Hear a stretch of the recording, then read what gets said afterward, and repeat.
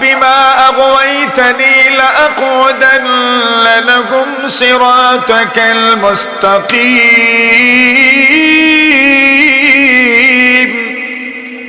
ثم لآتينهم من بين أيديهم ومن خلفهم وعن أيمانهم وعن شمائلهم ثم لا تجد أكثرهم شاكرين শয়তান বলে আল্লাহ আদমকে সিজদা করি নাই, এজন্যই তো আপনি আমাকে দুনিয়াতে পাঠায়া দিয়েছেন। তবে জেনে রাখো আদম সন্তানকে আমি দুঃখা দিবই, সঠিক পথে তাদেরকে চলতে দেব না। আমি সামন থেকে পিছন থেকে ডান থেকে বাম থেকে চতুর্মুখী আক্রমণ করব। আপনি বেশিরভাগ মানুষকে দেখবেন আপনার শুকর গুজার হবে না। ঠিক না ঠিক বলে? আমরা তো এরকমই। শয়তান বলে আল্লাহ মানুষ তো দুঃখা দিতাম, কেমনে দিতাম? বলেন আল্লাহ মানুষের রোগের আশায় ডুবতে পারবো, দৌড়তে পারবো এমন ক্ষমতা আমাকে দাও। আল্লাহ বলেন দিলাম।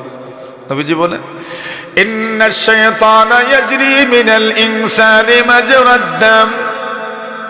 নবীজি বলেন শয়তান মানুষের রক্ত চলাচলের রাস্তা দিয়ে শয়তান চলাফেরা করে। সুবহানাল্লাহ বলেন।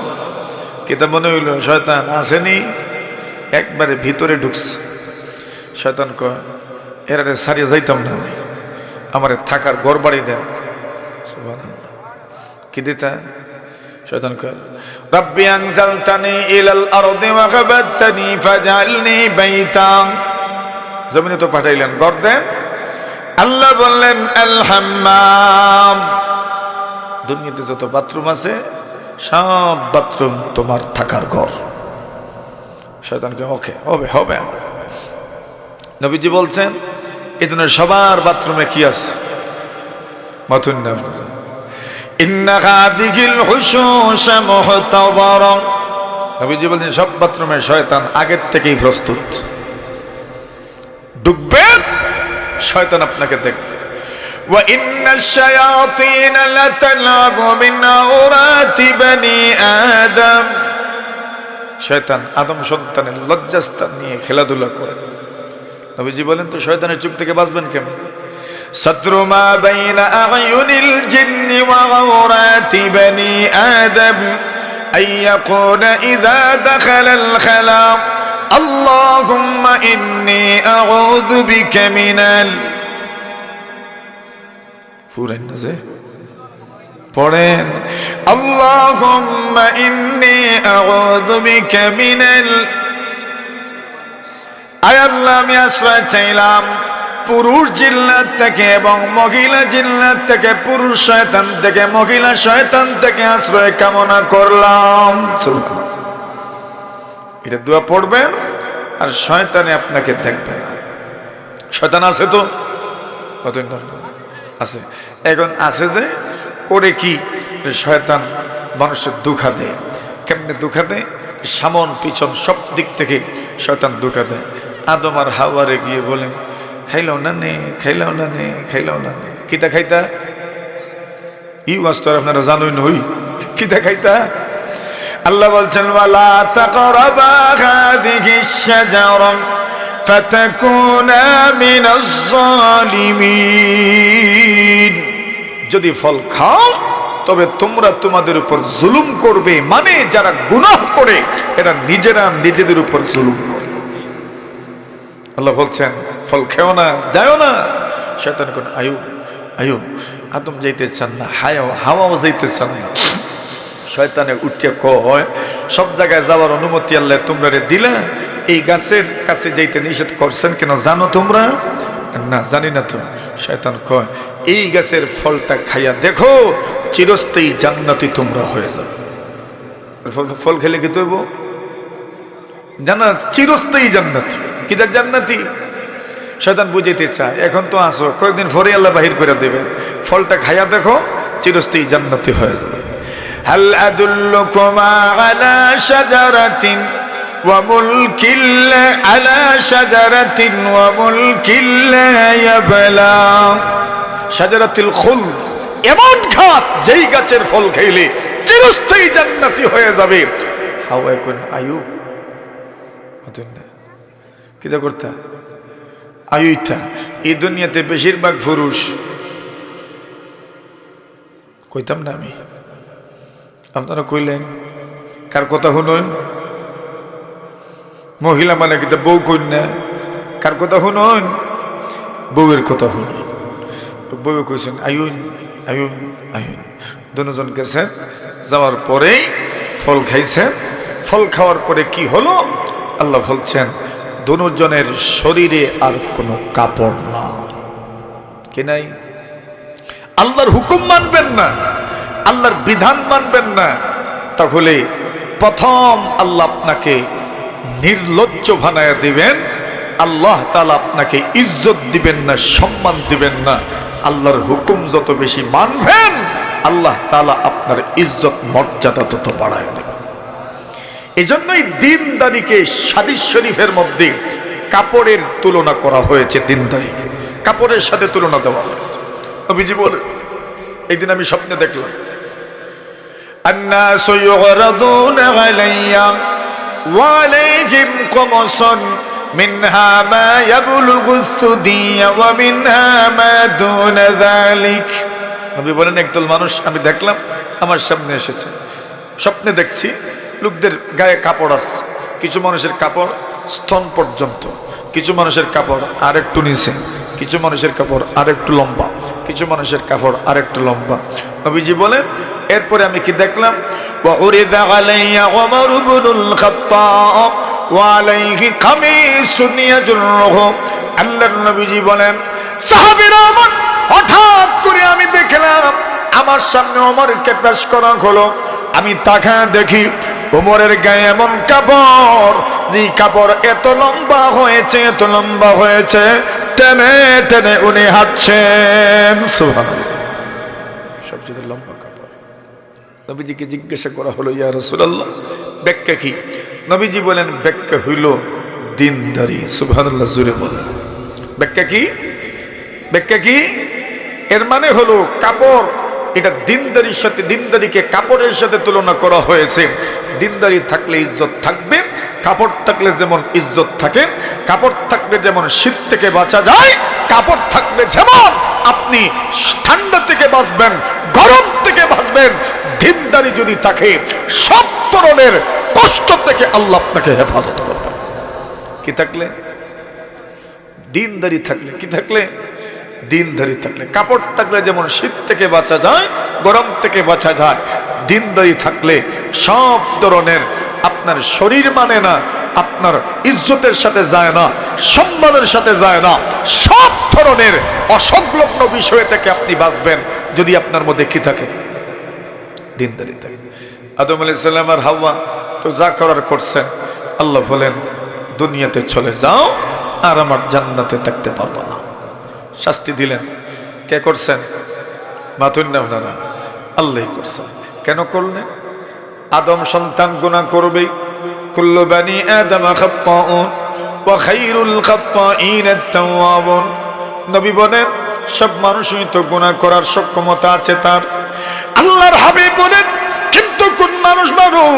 নবীজি বলছেন, সবচেয়ে ওই গুনাহগার ভালো যে গুনাহগার গুনাহ হয়ে গেলেই তওবা করে নেয়।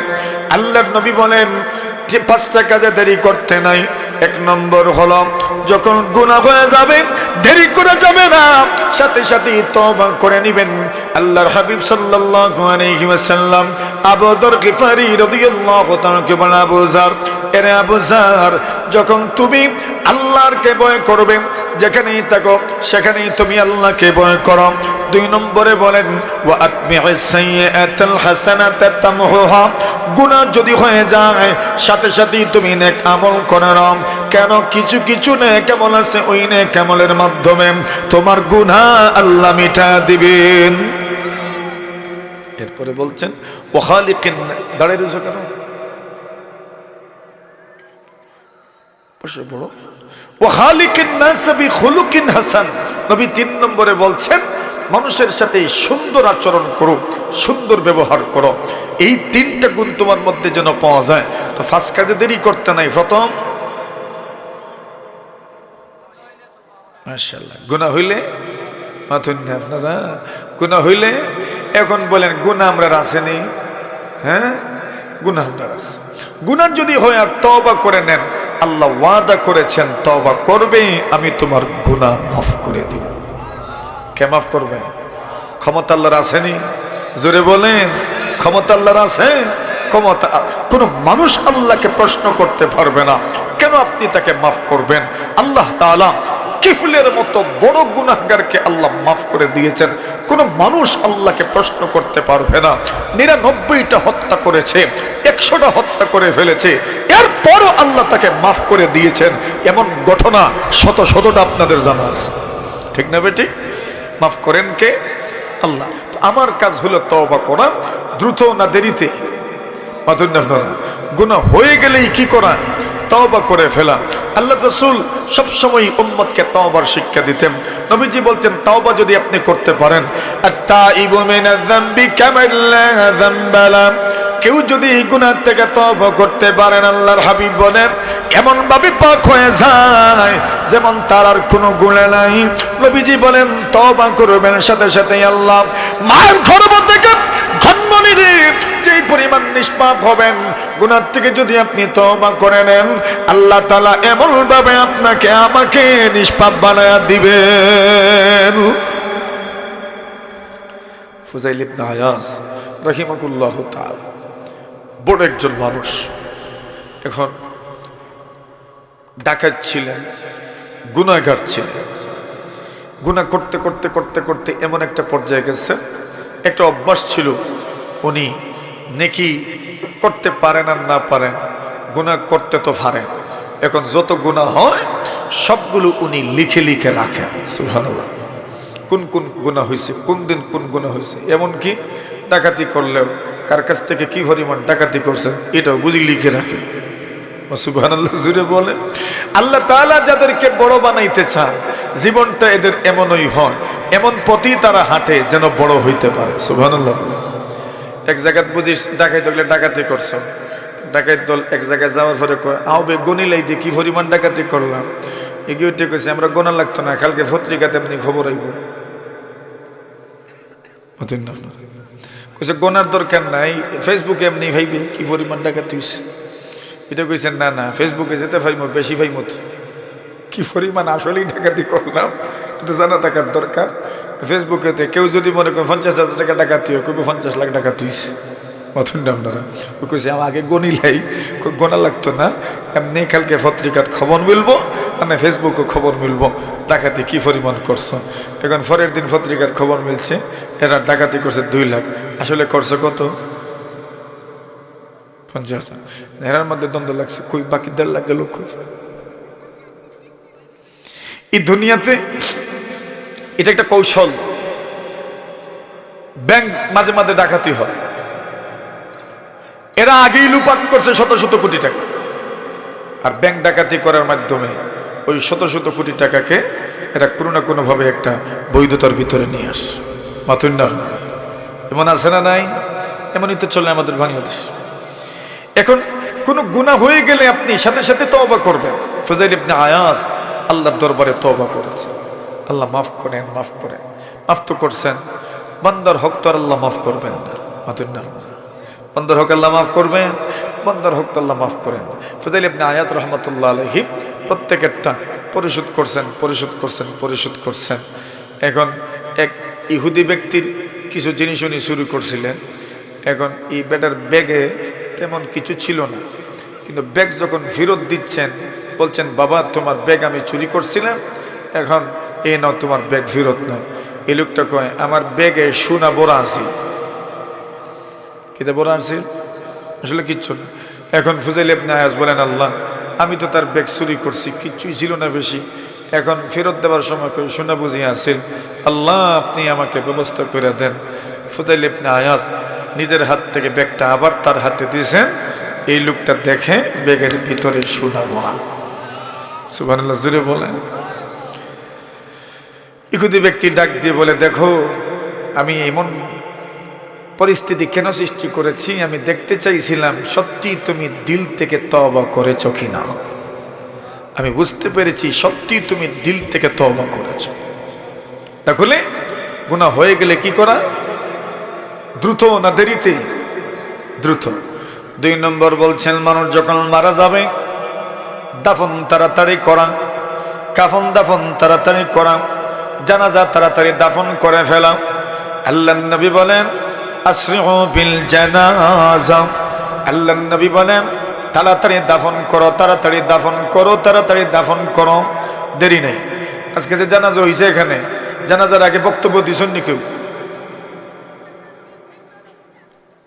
কিতা বক্তব্য দিছ? কিতা বক্তব্য দিছেন? তো এটা না বক্তব্য নি? আমরা সমাজে জানাজারের সামনে তৈয়া বক্তব্য দেওয়া হয়নি মাতুন না আপনারা। এখন আমাদের সমাজে যে জানাজাকে সামনে রেখে বক্তব্য দেওয়া হয় এটা বেদাত, নতুন আবিষ্কার করা হয়েছে। এখানে জানাজা হয়েছে, জানাজা পড়াইছেন ইমাম সাহেব, এর আগে কেউ বক্তব্য দেন নাই, চেয়ারম্যান কেউ আসলেন জানাজা, মেম্বার কেউ বক্তব্য দিয়েছেননি না। এর মানে জানাজাকে সামনে রেখে বক্তব্য না দেওয়া, এটা সংস্কৃতি শুরু হচ্ছে। জানাজা দেরি করছেন, দাফন করতে দেরি হচ্ছে। আল্লাহ রাসূল বলছেন জানাজা দ্রুত নিয়ে যাও, দ্রুত দাফন করো। কেন? নবীজি বলছেন জানাজা যদি ভালো মানুষের হয় ফাখাইরুন তুকাদ্দিমুনাহা ইলাইহি, তবে কবরে যেন উত্তম জিনিস তোমরা সমর্পণ করো।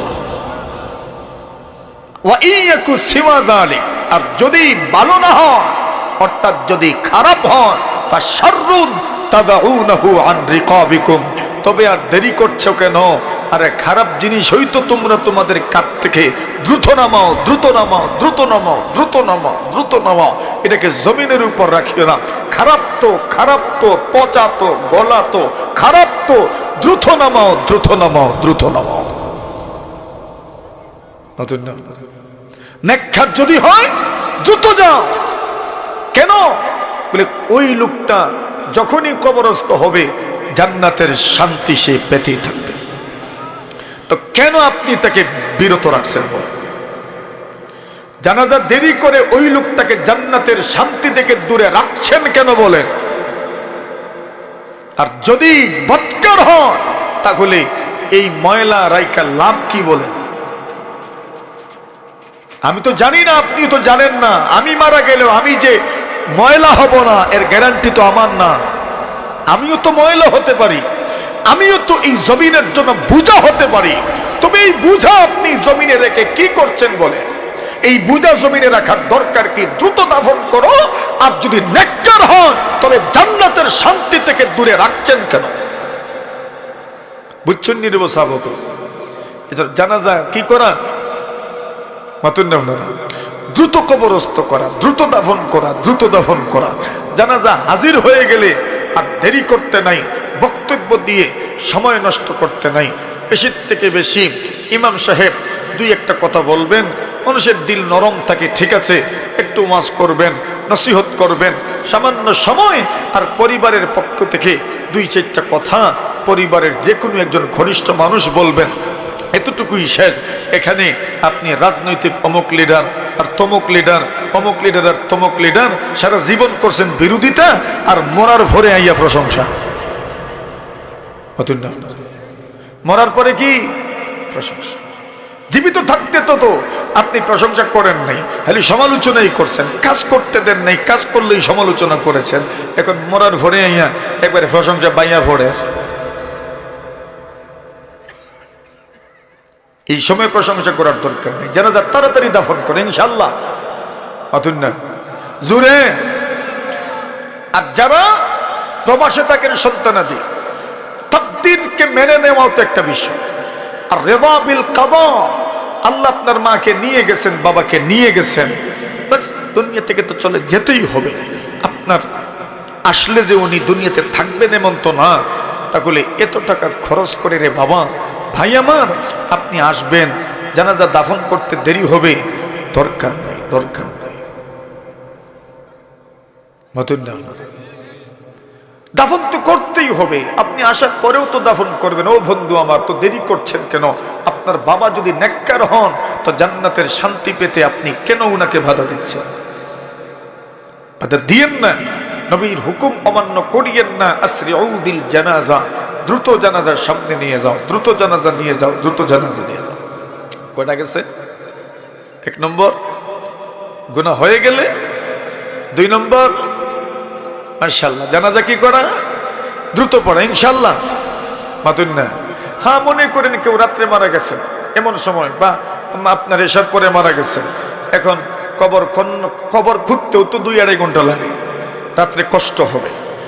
তো যদি এমন কোনো সমস্যায় দেরি হয়ে যায় তো ভিন্ন কথা, ভিন্ন কথা। কিন্তু স্বাভাবিকভাবে দেরি করাই পরিমাণ যে মানুষের, আপনার এই লোকটাকে আমরা পাঠাইলাম না কবরে, তার কষ্ট হইল, দরকার নাই, দ্রুত দাফন করে নাও। রাত্রে অত দাফন করা যায়? ইমাম বুখারী বাব আনছেন, বাবুনাদ দাফনু লাইলা, রাত্রে দাফন করা। আল্লাহর নবীর যুগে একজন মানুষ এমন ছিলেন যিনি মসজিদ ঝাড়ু দিতেন। হঠাৎ করে নবীজি ওনাকে আর দেখেন না, খুঁজে পান না। নবী জিজ্ঞাসা করলেন উনি কোথায়, যিনি মসজিদ ঝাড়ু দিতেন। সাহাবেরা বললেন, ইয়া রাসূলুল্লাহ, উনি তো মারা গেছেন, আমরা রাত্রি দাফন করে ফেলেছি। নবীজি বললেন, ফাহাল্লা জানতুমুনি, আমাকে কেন বললে না তোমরা? ওনারা বলেন, ইয়া রাসূলুল্লাহ, এই লোক যে এত গুরুত্বপূর্ণ আপনার কাছে আমরা তো জানতামই না। সুবহানাল্লাহ, মসজিদ ঝাড়ু দিত, মসজিদ ঝাড়ু দেওয়া ব্যক্তি আল্লাহ নবীর কাছে এত গুরুত্বপূর্ণ। নবীজি বলছেন, আমাকে বললে না কেন তোমরা? নবীজি বললেন, দুল্লুনি আলা কাবরিহি আও কালা কাবরিহা, আমাকে তার কবর দেখাও। কবর দেখানো হইল। নবীজি কবরের পারে গেলেন, আর কবরের পারে গিয়ে নবীজি নামাজ আদায় করলেন। রাত্রেও কি করা যায়? দাফন করা যায়। অনেক মানুষ মুর্দা সামনে নিয়ে কান্না শুরু করে, কাঁদবেন, অসুবিধা নাই, কান্না করে। কোন মানুষ মারা যাওয়ার পরে সুখ প্রকাশ করার 4 তরিকা আছে। কয়টা? 1 নম্বর হইল, কেউ মারা গেলে মনে দিলে প্রাণে সুখাহত হওয়া, চিন্তা করা, এটা সুন্নত। এটা কি? কেউ মারা গেছে, আপনি চিন্তিত হলেন, আহ লোকটা বড় ভালো ছিল, মারা গেল, চিন্তিত হলেন, এটা সুন্নত। এটা কি? সুন্নত। 2 নম্বর, কেউ মারা গেছেন, চোখ থেকে পানি পড়লো, শব্দ করে কান্না করলেন না, চোখ থেকে পানি পড়লো, এটাও সুন্নত। এটাও কি? সুন্নত। 3 নম্বর হলো, কেউ মারা যাওয়ার পরে শব্দ করে কান্না করেছেন, বিলাপ করেন নাই, মাথম করেন নাই, এটা জায়েজ। এটা কি? জায়েজ। আর 4 নম্বর হলো, কেউ মারা গেলে বিলাপ করা। বিলাপ বুঝুননি আপনারা? কোন চাই কেমনে? হ্যাঁ, কাহিনী গাইয়া গাইয়া, এটা সহজ। ও বাবা রেবু, নতুন না। এরপরে যা আছে সব উল্লেখ করলো আর কান্না করলো। কান্না আয়ও না চোখে। এরপরে মাটি মাথা লাগায়, সাক্কাল জুয়ুব ওয়া জারাবাল খুদুদ ওয়া দাআ বিদাওয়াল জাহিলিয়া। নবীজি বলছেন, লাইসা মিন্না মান সাক্কাল জুয়ুব ওয়া লাতামাল খুদুদ। আল্লাহ রাসূল বলছেন, যে ব্যক্তি কোন মানুষের মৃত্যুতে শোকাহত হয়ে কাপড় ছিঁড়ে ফেললো, মাথা ঘামাইল, কামায়নি কেউ, মাথা ঘামাইল, কেন? বলে আমার বাবা মারা গেছে। নবীজি বলছেন, সে আমার উম্মতের অন্তর্ভুক্ত নয়। যে ব্যক্তি মাতম করলো, বিলাপ করলো, সে আমার কি নয়? উম্মতের অন্তর্ভুক্ত নয়। এখন কোন চাই? কান্দাম নির আমরা, বাকি একটু আধটু কান্না, মহিলাদেরও কান্না শোনা যায়, একটু আধটু, ঠিক আছে, কান্না করে নি, একটু আধটু কান্না, অন্তর হালকা হবে। অন্তর কি হবে? আল্লাহ রাসূল মুতাযুদ্ধে জাফরে তাইয়ার শহীদ হয়ে গেলেন। নবীজি জাফরের ঘরে সংবাদ দিলেন, জাফর মারা গেছেন। উসিবা জাফর, সুবহানাল্লাহ, জাফর শহীদ হয়ে গেছেন। ঘরওয়ালাকে খবর দিছে, কান্না শুরু হইছে। এক সাহাবী আসলেন, বললেন, ইয়া রাসূলুল্লাহ, জাফর রাদিয়াল্লাহু তাআলা গুরগুরের মহিলারা কান্না করেন। আল্লাহর নবী বললেন এদেরকে বাধা দাও। উনি বাধা দিলেন, মানে নাই, কান্না করছে। আবার আসলেন আর বললেন ইয়া রাসূলুল্লাহ বাধা দিলাম, মানে নাই। বললেন আবার বাধা দাও। আবার আসলেন আর বললেন বাধা দিছি, মানে নাই। নবীজি বলছেন এদের মুখে মাটি ঢুকাও। কি ঢুকাও? কথাটা বুঝিয়েন। আম্মা জান আয়েশা বলে যা এখন কর গিয়া, এখন দেখি গিয়া মুখে মাটি ঢুকা দেখি। মানে কি? তোমার বারবার রাসূলকে বিরক্ত করার কারণে নবীজি এমন কঠিন কথা বলেছে। আরে কান্না করছে, একটু করে নিক না। বারবার নবীজি কি তোমার বলার দরকার কি? এরা কান্না করছে, কান্না করছে, কান্না করছে। কিছু অতি উৎসাহী মানুষ আসেনি সমাজে, খালি বিচার দেয়, খালি বিচার দেয়। মানে দেখুন এই সময় মা একটু যখন করে হাত দি বাড়ি মারি দে, মতন না এই মার এখন মার কাছে গিয়ে খালি বিচার দে, খালি বিচার দে। দুই ভাইয়া লাগছে, মায়ের ঠিক আছে হাত দি মারি মারি মারিল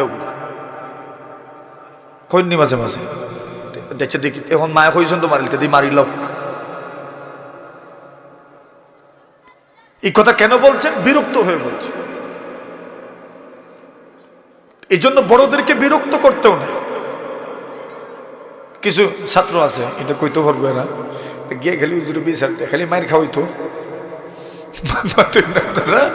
এটা আমরা আসলাম না মনে হয়, সবই তো আসলাম। খালি কেমনে মায়ের খাওয়াইতো এই চিন্তা করে, মায়ের খাওয়াইতো, মায়ের খাওয়াইতো, মায়ের খাওয়াইতো, বিচার দেয়, বিচার দেয়। এখন বিচার দেয়, খালি মায়ের খাওয়াইতো। বলছেন না না এরকম করতে নাই, বিরক্ত করতে নাই, বিরক্ত করতে নাই। উনি বিরক্ত করছেন না বুঝি। আম্মা জানা আয়েশা বলেন আচ্ছা যা দেখি এখন গিয়ে মুখো মাটির ঢুকা যাই। নবীজি তো বলছেন ফাসফি আফওয়াহিহিন্নাত তুরাব, এদের মুখে মাটি ঢুকাও। উনি বলছেন আরগামাল্লাহু আনফাক, যা দেখি মাটি ঢুকায় এখন। লাম তাতরুক রাসূলুল্লাহ বিনাল আনা, নবীজি কে এত কষ্ট দিছি। তো ভাই জানাজা কি করা? মাশাআল্লাহ দ্রুত কি করা? দাফন, দ্রুত দাফন করা, দেরি করতে নাই, দ্রুত দাফন করা। আমরা ওসিয়ত করে যাব কিন্তু দ্রুত দাফন করা ইনশাআল্লাহ। রাজি নি বলেন? ইনশাআল্লাহ। আমরা আমাদের আত্মীয় স্বজনদেরকে বলে যাব দ্রুত যেন লাশ দাফন করা, নবীর সুন্নাহর উপর যেন আমল। আমাদের দারুল উলুম দেওবন্দের শেখুল হাদিস সদরুল মুদাররিসিন, আমাদের দুই কিতাবের উস্তাদ হযরত আল্লামা মুফতি সাঈদ আহমদ পালনপুরি নব্বরাল্লাহু মারকাদা, আমাদের বুখারী শরীফের উস্তাদ, তিরমিজি শরীফের উস্তাদ, ওনার ইন্তেকাল হয়েছে আপনার বোম্বে, মহারাষ্ট্রের রাজধানী মুম্বাই, চিকিৎসারত অবস্থা। ওনার লাশ দেওবন্দে আনা হয় নাই। উনি বলছেন যেখানে মারা যাব খুব দ্রুত সময়ে দাফন করে নিও। সুবহানাল্লাহ বলে। দারুল উলুম দেওবন্দের শেখুল হাদিস সদরুল মুদাররিসিন, সবচেয়ে বড় পদ মুফতি আল্লামা সাঈদ আহমদ পালনপুরি নব্বরাল্লাহু মারকাদা মারা গেছে। মুম্বাইয়ে দাফন করা হয়েছে, দেরি করা হয়নি। এজন্য লাশ দাফন করতে দেরি না করা, এই সংস্কৃতি থেকে বের হয়ে আসা ইনশাআল্লাহ। ভাই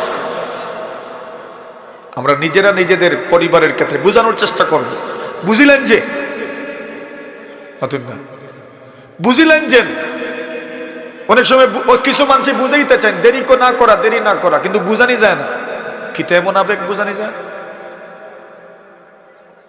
আর মানুষের বয়স হয়ে গেছে 80, 85, 90, এরপরেও লাইফ সাপোর্টে কেন? লাইফ সাপোর্টের পরেও কেন নিয়ে যান? মরতে দিতাম না, নিতাম রে লাইফ সাপোর্ট কিটা লিয়ে লিয়ে আনছি, এর মতো মরতে দিত না।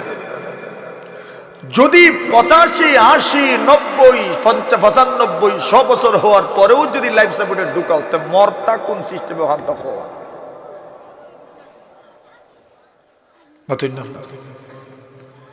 কোন তরিকায় মরবাই ওখান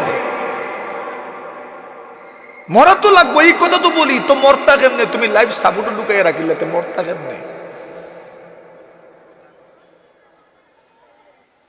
টাকা হইছে তো বেশি, আমরা আবেগও হয়েছে বেশি।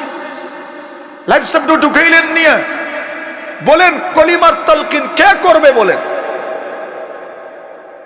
মতুন্নার বা লাগতো না নি কলিমার তালকিন? ওসিয়ত করিয়া যাইও, বুড়ো যদি হই যাই আর বেমার এমন হয় লাইফ সাপোর্ট আর আইসিউত নিও না। 2 বার দেখতে দেয়, দিনে 1 বার রাইতে 1 বার। মরি গেলে মাঝখানে তো তলকিন হইল কেন? লাকিনু মাউতাকুম বিকাউলি লা ইলাহা ইল্লাল্লাহ। সুবহান। মানুষ মারা যাওয়ার সময় লা ইলাহা ইল্লাল্লাহর তালকিন করা। আমরা ঢুকাইলাম মনো সব নিশ্চিন্তা, মুর্দা কেমনে মারা যায় কইতাম পারদিয়ান না। তলকিন কর্তাকে যদি মরণের সময় ঈমান নিয়ে মারা যেতে না পারি তো বলেন, নবীজি তো বলছেন যার মৃত্যু হবে, যার শেষ কথা হবে লা ইলাহা ইল্লাল্লাহ, জান্নাতের মেহমান হয়ে যাবে। কই আমাদের নূর হোসেন কাসেমী নওয়ারাল্লাহু মারকাদা, চিনেন তো? নাম তো শুনেছেন। শেখুল হাদিস আল্লামা নূর হোসেন কাসেমী, বারিদারা মাদ্রাসার প্রতিষ্ঠাতা, মুহতামিম ও শেখুল হাদিস, হেফাজতে ইসলামের মহাসচিব ছিলেন আল্লামা নূর হোসেন কাসেমী নওয়ারাল্লাহু মারকাদা। ওসিয়ত করেছেন আমাকে আইসিইউতে ঢুকাইও।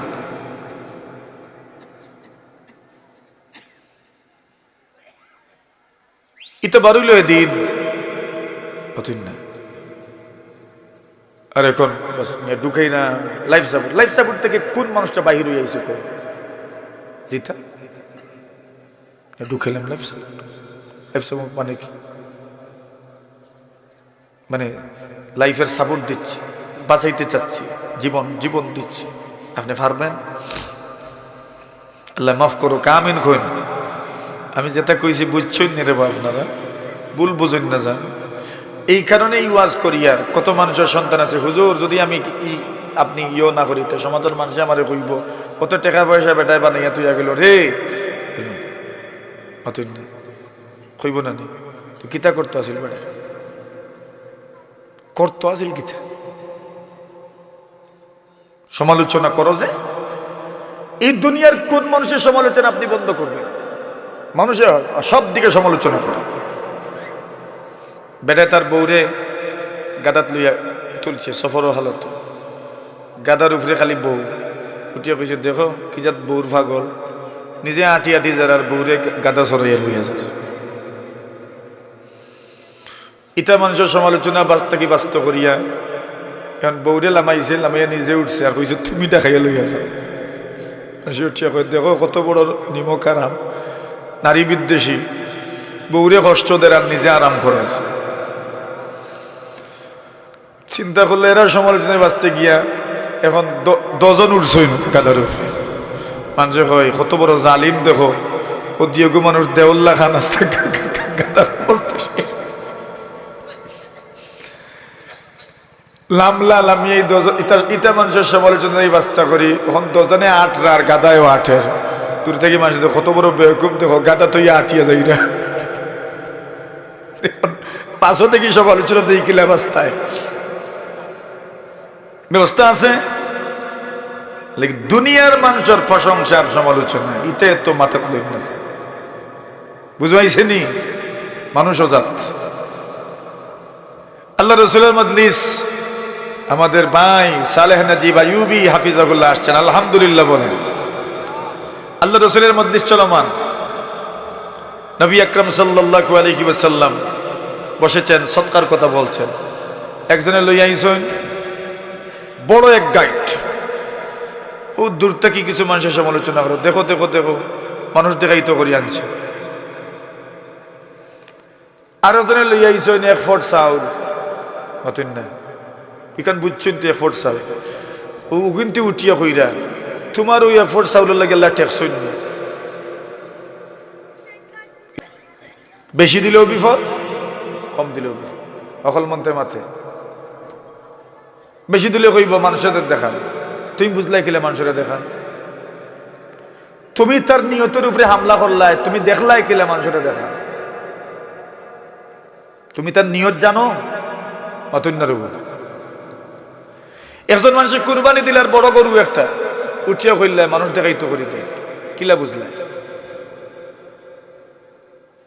তুমি আর একজনের নিয়তের উপরে হামলা করলাই, বুঝলাই কিলা? লাগি সমালোচনা করার মন মানসিকতা পরিহার করো।